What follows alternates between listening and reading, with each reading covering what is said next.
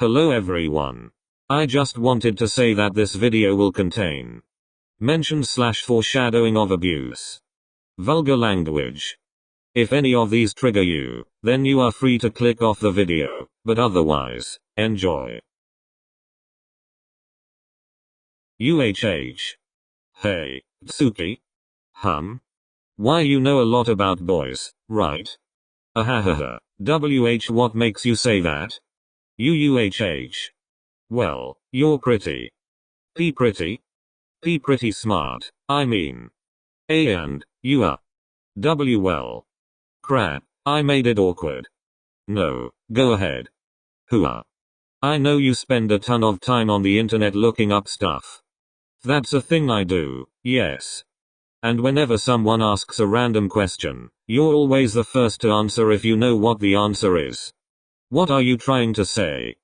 Well, I guess what I'm asking is, please don't say how to talk to boys. Please don't say how to talk to boys. Please don't say how to talk to boys. Tsuki? I don't know how to talk to them. That's not what I asked, Tsuki. Are you even listening to me? I'm terribly sorry. What did you ask me, again? I was asking you why boys make me feel weird, Tsuki. Oh. Well, that depends on what you mean when you say weird, I suppose. Like, they make me feel really nervous and uncomfortable. And I get really scared when I approach them. AHH. I see. Well. Size. I believe what you're experiencing is sexual tension. Yeah, but why? Well. One of us is mammal. And mammals all have the innate desire to reproduce. There's a man named Abraham Maslow who outlined a hierarchy of basic needs every human requires for survival, but many of these needs can apply to most animals. The most basic needs in this hierarchy are physiological. Which is to say, the things we need to survive, as a species. It's stuff like food, shelter, air, and sleep. A and breeding. N, not that an individual needs sex to survive. B, but, in order for a species to continue to survive without facing extinction, they have to reproduce. A anyways. Because of this, our bodies produce chemical that makes us desire sexual intercourse on some level. And our bodies release even stronger version of these chemicals when we, UHH. Well, you know. B, but anyways. Due to the differences in chemical composition between men and women, men tend to be wired to want to reproduce. But what isn't typically acknowledged is that women tend to also have some of these same desires. I'm not entirely sure why that is, but the point is, we all feel compelled to reproduce. And as a result of this, a significant portion of our identity as a species is focused around our sexuality. Many aspects of society exist mostly for the purpose of our sexuality. I mean, dating certainly has other reasons for existing. But its primary purpose is for finding and evaluating potential mates. In the old days, people would sometimes arrange marriages for the sole purpose of producing higher quality offspring. But now we live in an era where most men and women are allowed to choose their mates. And the fact is, a pretty substantial chunk of women desire intercourse and physical intimacy on some level due to the chemicals I mentioned earlier. It just isn't something that society likes to talk about very often. So, when you say you feel weird, it just means you're evaluating men subconsciously, looking for a person that you perceive as an ideal mate. And if you connect with that person, those thoughts will become conscious thoughts. You're not a freak for having these thoughts, Hinata. You're just maturing. That's all well and good, but that's not the question I asked you, Tsuki. Oh, I thought I understood what you were asking fairly well. I was asking you why boys make me feel like I'm in physical danger, Tsuki. Oh, that's easy.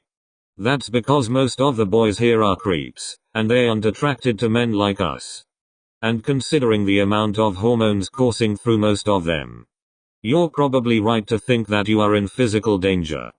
Some of the stories I've read don't paint teenage boys in the best light. You mean I'm not crazy for being so scared of them all the time? I'm not crazy for thinking one of them might seriously hurt me one of these days? Or, worse. Oh ho ho ho, no. That's because your father beats you.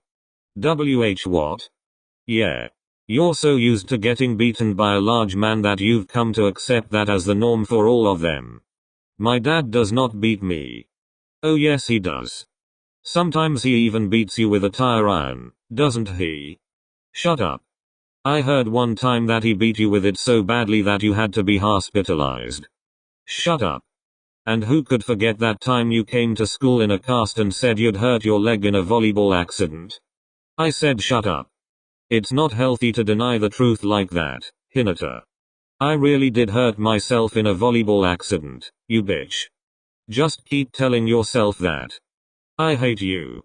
You aren't my friend anymore. And nothing of value was lost. Hinata runs away crying. That was really mean, Tsuki. What are you talking about? This is all a dream. No, it isn't. You were really mean to Hinata, and you need to go apologize, right now.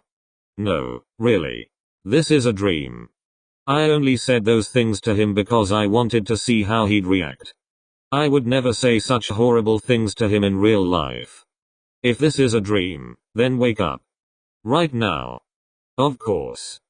Tsukishima slaps himself across the face as hard as he can. Oh ow. Why isn't it working? I didn't mean for this to happen. I just wanted to have fun in my dream. It's because you're an awful person, Tsuki. What? It's because you're a fucking disgusting, messed up freak. You're just an awful human being, Tsuki. When Hinata called you a bitch, he was putting it really lightly. I need to disappear. I need to disappear forever. That's not how it works, Tsuki. I'm the one in control here, not you. But go ahead. Wake up. Wake up to another day of your pre-programmed, meaningless life. It's not like it'll make a difference in the end.